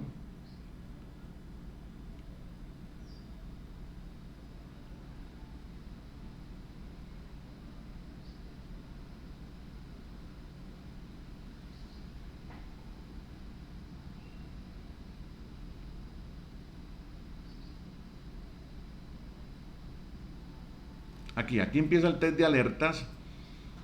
Como vimos ahorita, rápidamente hago el repaso, que al momento del despido existan restricciones o recomendaciones médico-laborales. Ahí aprovecho y digo algo, miren que es médico-laborales, no es el médico del barrio, no es el médico que me ve para la jaqueca, no, son médico-laborales. Otra, incapacidad muy cercana a la terminación del vínculo laboral por el mismo código o conexos. Otra alerta, en el examen médico de retiro se advierte de esa enfermedad. Otra, existe el diagnóstico médico de una enfermedad durante el último mes. Miren lo que dijimos ahorita, incapacidades cercanas, diagnóstico durante el último mes. Eso en contraposición a que la historia no juega. Hace 5 años no salía del médico, no volvió. Hace 4 años casi se mata, estuvo en la UCI un mes, una trepanación y quedó aliviado. Es decir, la historia no juega. Otro, accidente de trabajo previo que genera incapacidades antes del despido. Ese también es de zona de riesgo. Estrés laboral que depara quebrantos de salud. Al momento del despido, el trabajador se encuentra en tratamiento médico o en terapias, no controles, ni tampoco una cita dentro de 8 días, no. Tratamiento o terapias.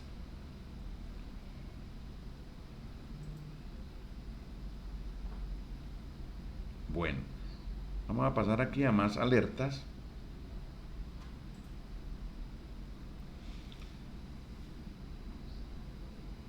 Más alertas. A ver. El trabajador antes del despido informó al empleador que su bajo rendimiento era por un problema de salud. Él va y habla con el empleador, le dice, yo no puedo, no me puedo concentrar, el dolor no me deja, me tomo 5 pastillas diarias, mi rendimiento laboral está en caída, etc. Hay una enfermedad que es notoria, una que todo el mundo ve y observa, y se despide porque hay salidas repetidas a citas médicas. Ese es el test de alertas. Si estamos allí incursos, en la mayoría de puntos, tenemos que tener mucho cuidado y prudencia para tomar decisiones.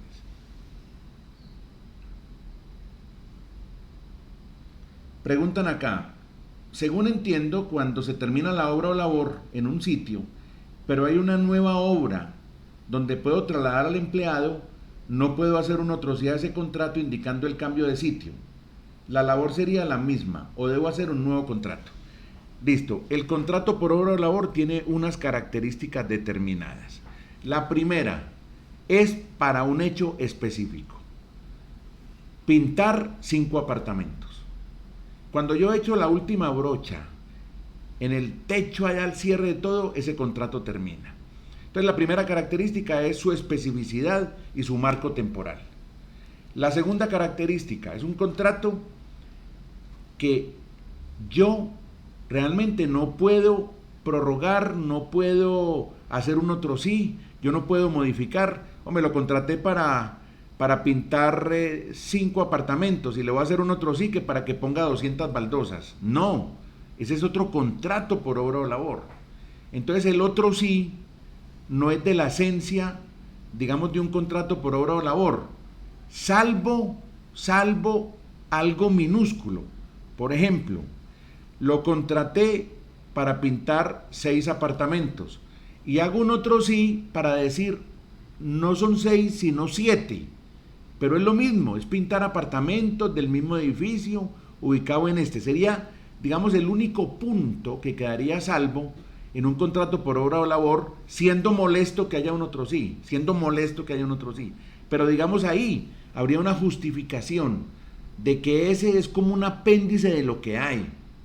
Jamás un otro sí, en un contrato por obra va a otro tipo de materias. se termina este y se cierra el otro.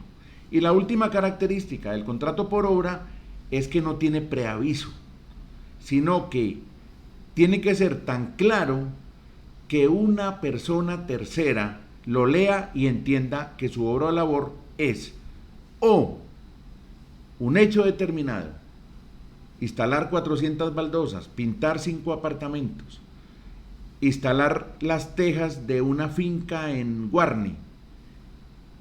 Ahí es determinado. O en tiempo, también puede hacer obra labor en tiempo. Durante 24 días desatrasar la contabilidad. Ya, el día 24 se va para la casa. Entonces el contrato por obra o labor es supremamente claro, específico, marco temporal. Un otro sí, que no es de la esencia, podría uno, en gracia de discusión, decir, cabría, si voy a agregar, en vez de 250 baldosas, agregarle otras 10. Digamos que eso, piensa uno, podría ser de recibo, porque es que lo que estás agregando otras 10 que no habían contado bien, entonces habían contado 250 y él dijo, no, aquí falta 1 metro cuadrado más, pongámosle otras 10 para que quede completa la construcción. Eso es distinto. Ahí sería el único evento donde cabe, pero hechos diferentes, materias distintas, no resiste otro sí, habría que hacer un nuevo contrato por obra o labor. Otra pregunta, si el trabajador está en estado vegetativo con más de 2 años y está en proceso la representación de esta persona para que lo asuma su pareja sentimental y debido a esto no se ha podido realizar examen de pérdida de capacidad para pensión, ¿qué podemos hacer? Bueno, un caso supremamente extremo, es una persona en estado vegetativo con más de 2 años, un hecho muy lamentable, y está representado por una persona que es su pareja sentimental y no han podido realizar el examen de pérdida de capacidad laboral para que vaya camino de una pensión por invalidez. ¿Qué podemos hacer como empresa? Pues hombre, ¿yo qué haría? Porque sin la calificación de pérdida de capacidad laboral, pues no se puede adentrarse el camino de una pensión por invalidez. Yo decir simplemente que está en estado vegetativo, eso solo no me sirve camino de una pensión por invalidez. Yo lo que haría es que haría una solicitud para que ese examen de la Junta de Calificación de Invalidez o de la entidad que determine la EPS, pues lo haga de manera domiciliaria, lo haga bajo un traslado al sitio donde está la persona, que creo que es de recibo, porque esa persona no se puede movilizar. Ahora dirá alguno, no, es que lo llevan en una camilla. Bueno, si esa es la exigencia, habrá que hacerlo, pero yo sí pediría que fuera un acto domiciliario frente al trabajador, repito, con el riesgo de que le digan, no, trasládelo vía camilla. Si así lo piden, habría que hacerlo, pero ese caso hay que resolverlo, porque quedar en posición vegetativa ya lleva todo este tiempo. Eso solo, el hecho vegetativo, el hecho notorio, no me conduce a la posibilidad de una pensión por invalidez. Otra pregunta, ¿cómo funcionan los casos de estabilidad laboral reforzada cuando el trabajador iba a ser despedido pero informa que va a ser papá? Bueno, hoy dijimos que nos íbamos a circunscribir a las estabilidades reforzadas por materia de salud. Pero hay más estabilidades reforzadas. Hay estabilidad reforzada por maternidad, hay estabilidad reforzada por ser cabeza de familia, hombre o mujer. Y este caso que nos plantean en la pregunta es que él dice, voy a ser papá. Lo que pasa es que voy a ser papá no da estabilidad reforzada, sino que lo que da es una licencia de paternidad que se da por 2 semanas con posibilidad de que sea compartida con la pareja o que sea flexible. Pero el solo hecho de que va a ser papá no le da estabilidad reforzada. Eso lo que le amerita es un permiso como licencia de paternidad, que lo llaman algunos Ley María, pero no da estabilidad reforzada. ¿Qué pasa cuando niegan un permiso ya que en varias ocasiones se solicita por tratamiento? Bueno, no sé el permiso a qué se refiere, que cuando niegan un permiso, el permiso supongo yo entonces será de que el Ministerio del Trabajo lo conceda, el permiso para terminar el trabajo. Entonces, cuando se niega un permiso, eh, queda un poquito corto porque dice que se niega un permiso ya que en varias ocasiones se solicita por un tratamiento. ¿Es un permiso para salir al tratamiento? ¿Es un permiso ante el ministerio? Bueno, ya lo estoy viendo más, un permiso que ha pedido en varias ocasiones para ir a un tratamiento y no se lo dan. Bueno, tratándose de citas médicas, tratamientos y terapias, es obligatorio del empleador realmente concederlo. Y dependiendo del permiso que se dé, en el evento de citas médicas y permisos para ir a un EPS, etcétera, pues no hay que reponer el tiempo. Usualmente los reglamentos hablan de un permiso de hasta 2 horas, donde el trabajador trae la constancia de que estuvo. Bueno, es que ya el trabajador está negando lo que tiene que conceder. Ese es un hecho pues que altera la relación empleador-trabajador y pues uno realmente empieza a pensar que esa negativa incluso puede ser un signo de un acoso laboral, porque es que el empleador no está dejando que salga y es un tratamiento, a no ser que sea un hecho temerario o inventiva. Pues yo qué haría, yo pondría una queja al comité de convivencia laboral y le digo, no me permiten hacer realmente esto, a ver qué pasa, como una medida interna de la compañía. Pregunta, para el sector de la construcción, ¿sí aplicaría? Porque la actividad siempre es la misma, pero la obra es diferente. Solo cambia la obra, como en el caso del ayudante de obra. Bueno, dice, cuando me dicen si aplicaría, supongo que están hablando del otro sí, porque la actividad siempre es la misma, pero la obra es diferente. Solo cambia la obra. ¿Cómo es el caso del ayudante de obra? A ver, distingamos acá la persona que ejecuta la obra de la obra en sí. El contrato por obra o labor de pegar 450 adobes, ese es el objeto del contrato por obra o labor. Y lo ejecuta Pedro Jiménez. Entonces tenemos que distinguir, aquí hablan del ayudante, tenemos que distinguir la persona de la actividad de obra o labor. No se puede decir que la obra o labor siempre era la misma, no, en empresas de construcción, pues este es para una obra, el otro es para otra obra, el uno es para pintar, el otro es para poner el piso, el uno es para hacer las pérgolas, el otro es para poner techos. Es decir, en el sector de la construcción, el otro sí aplica si está encadenado con la misma obra, pero no podemos decir que siempre la actividad es la misma, no, porque es que una cosa es el genérico, hacer obras, y otra cosa es la obra o labor. Hacer obras es de la esencia de la entidad constructora, pero la obra o labor es la específica que estoy determinando en un contrato. Entonces no es lo mismo en todos los contratos por obra o labor. Hacer obras, distinto a un contrato singular de obra o labor.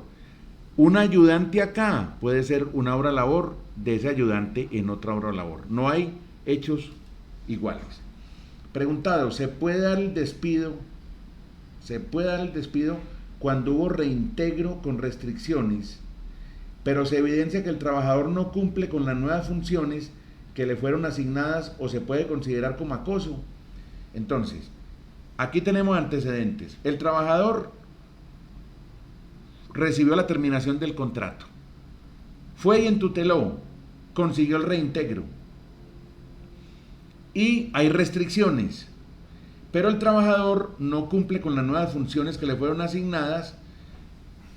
Ese trabajador, si no cumple con las nuevas funciones, entonces yo lo llamo a descargo, lo cito, formulo cargos y miro si amerita una suspensión, que lo puedo hacer directo, o considero que le puede terminar el contrato de trabajo. Ahí tendría que acudir yo al Ministerio del Trabajo para obtener el permiso correspondiente. Sí. Bueno, eso serían. Entonces, y no es acoso laboral. tengamos en la cabeza claro lo siguiente: cada que haya mérito para llamar a un trabajador a descargos, háganlo. No hay acoso laboral y es una de las excepciones la actuación a través del proceso disciplinario. Una cosa es que haya hechos temerarios, que yo invente cosas para llamarlo a descargos y asediarlo. Y otra cosa es que haya mérito. Un trabajador llega tarde el lunes, yo lo llamo a descargos citándolo y al día siguiente descargos. El miércoles agredió a un compañero, lo llamo a descargos. Y el viernes lo encontré con una muestra pequeña de aguardiente sobre el escritorio. Hombre, 3 situaciones del trabajador en una semana con 3 descargos. No hay acoso, es que hay mérito. El problema es llamar a descargos de manera infundada. Nunca teman llamar a descargos si hay mérito, jamás. No tengan miedo. No, pero es que esta semana lleva 2 y puede llevar 3. Es que lo que sea. Entonces, háganlo tranquilos, porque los descargos es una herramienta disciplinaria y es un derecho de defensa del trabajador para explicar qué es lo que pasó. Acuerde que los descargos tienen un entorno, es el debido proceso y el derecho de defensa. Háganlo tranquilos, no tengan miedo, eso no es acoso laboral, salvo que sea temerario. Preguntado: ¿lo del contrato transaccional aplica para estabilidad reforzada, producto de enfermedad general y accidente laboral? Lo pregunto por un trabajador que tuvo un accidente laboral en mi empresa hace 17 años y él se siente cansado de trabajar y tiene 62, pero al mismo tiempo tampoco tiene las semanas cotizadas para una pensión. Bueno, lo dijimos que en otra hora, en el pretérito, hacer una transacción laboral con un trabajador con estabilidad reforzada era botar la plata. Usted le entregaba la plata, él le firmaba el papel y arrancaba el otro día para el ministerio o para un juzgado. Hoy todo cambió y no solo el Ministerio del Trabajo, sino las sentencias de unificación dijeron: usted puede terminar un contrato con una persona de estabilidad reforzada por mutuo acuerdo, de forma transaccional o con salida negociada. Entonces, este trabajador tuvo un accidente laboral hace 17 años. Él está cansado de trabajar y tiene 62, pero no tiene las semanas. No tiene las semanas.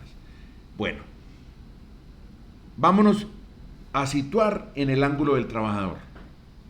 Un trabajador de estos que tuvo un accidente de trabajo, que tiene la edad y no tiene las semanas, haría muy mal negocio yéndose. Salvo que la negociación con el empleador sea lo que se llama una negociación prepensional. ¿En qué consiste? A ese trabajador le faltan, por ejemplo, 2 años para obtener las semanas. Entonces, ¿cuál es la negociación? Yo le digo: váyase a partir del lunes, váyase. Yo le sigo pagando durante los 2 años, lo mantengo en la seguridad social, a mí me sale cómodo porque no ataco la caja, yo le sigo pagando, el trabajador se va feliz porque dice: pues a partir de ese momento me siento como pensionado y hay tranquilidad. No sabemos si ese trabajador le faltan 5 años, 8, 10, caso en el cual pues no sería esa negociación prepensional de recibo. Se utiliza mucho cuando un trabajador está como cerrando el ciclo de la edad de pensión, le falta 1 año, año y medio, etcétera. Le faltan 8. Le faltan 8 de cotización, No lo puede ni pensar uno. Nadie negociaría 96 meses. Ese trabajador se siente cansado, aún con accidente laboral, valdría la pena con él llegar a una negociación, porque es un trabajador que ya está en los 62 años, con seguridad no está en el tope de la producción, y lo más importante es que él se siente cansado. Cuando el trabajador manifiesta cierto agotamiento, cierto cansancio, es mucho más accesible una negociación. Entonces valdría la pena con él por lo menos hacer el ejercicio de preguntarle cuál sería su propuesta para negociar. Hay trabajadores que dicen: no, si usted me da 10 millones yo me voy. Ahí me tocó hace poco uno que dijo en una compañía, si me dan una volqueta vieja de esa, yo negocio. Yo la volqueta la pongo a trabajar y se negoció la entrega de una volqueta vieja. Entonces cada uno es un mundo distinto. Hay gente que pide fuerte, hay gente que pide bajo, hay gente que se presta al negocio. Yo le puedo decir, negociemos en 20 millones, pero los pago así, 5 millones en junio, 5 en diciembre, etcétera. Todo se vale en una negociación cuando hay buena predisposición para llegar a un entendimiento. Otra pregunta. Un trabajador operado de tumor cerebral ya con 400 días de incapacidad y posiblemente finalice su incapacidad en breve, puesto que nos notificó que le van a realizar la última operación para poder continuar con sus labores. Una vez vuelva a la empresa, ¿continúa la estabilidad laboral reforzada? Bueno, miren los antecedentes.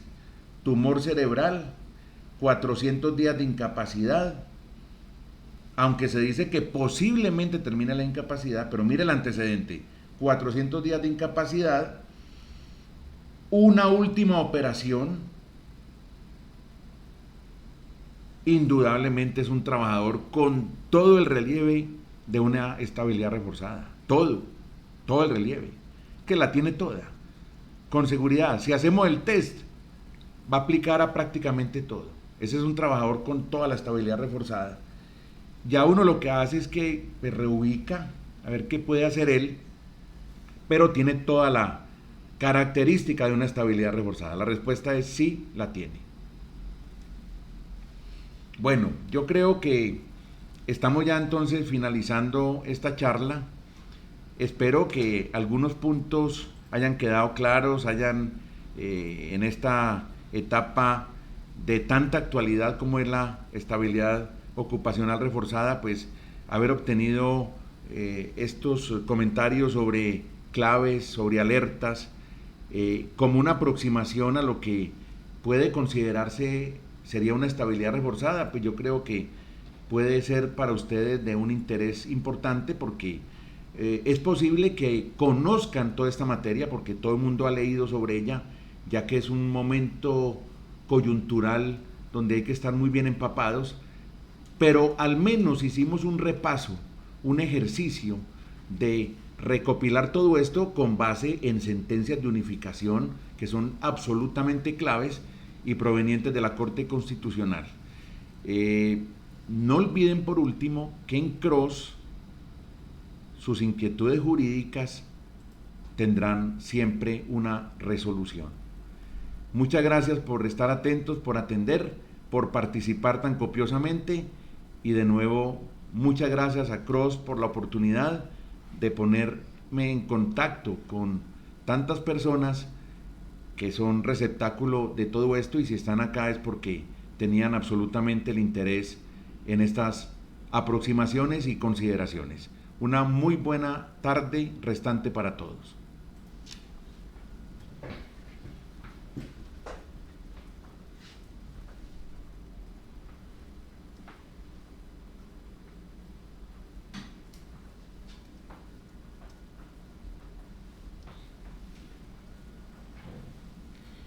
Muy bien, agradecemos a nuestro profesional invitado en esta ocasión por su buena charla.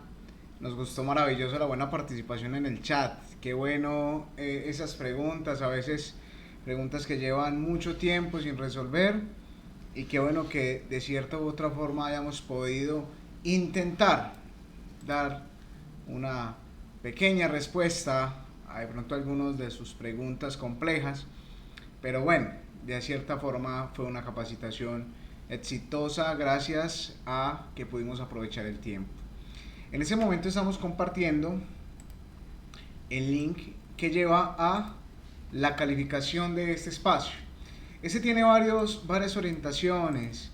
La primera es poder saber cómo nos fue, qué tal les pareció la charla, si el tema era acorde iniciando año, pero también vienen algunos meses en que queremos saber qué tema les gusta a ustedes. Entonces allí sería muy apropiado poder dejar la información que ustedes consideran importante tratar de aquí en adelante.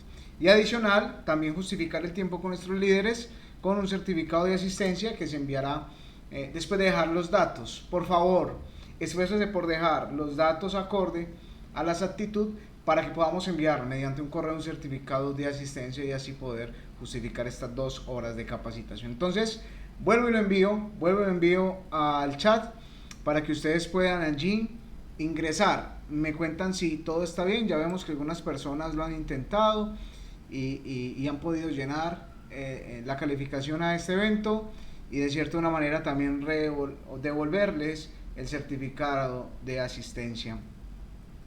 Recuerden entonces que esta capacitación va a estar grabada y colgada en nuestro sitio de internet en la parte del blog para que puedan compartírsela a algún compañero que se la haya perdido o que necesite de pronto resolver algunas de las dudas que se mencionaron en este espacio y de esa manera poder también regalar conocimiento. Qué bueno es hacer eso, ¿verdad?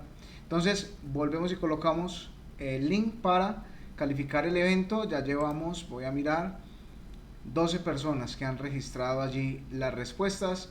Tuvimos un total de casi 100 personas conectadas en esta charla y nos hace muy felices hacerlo.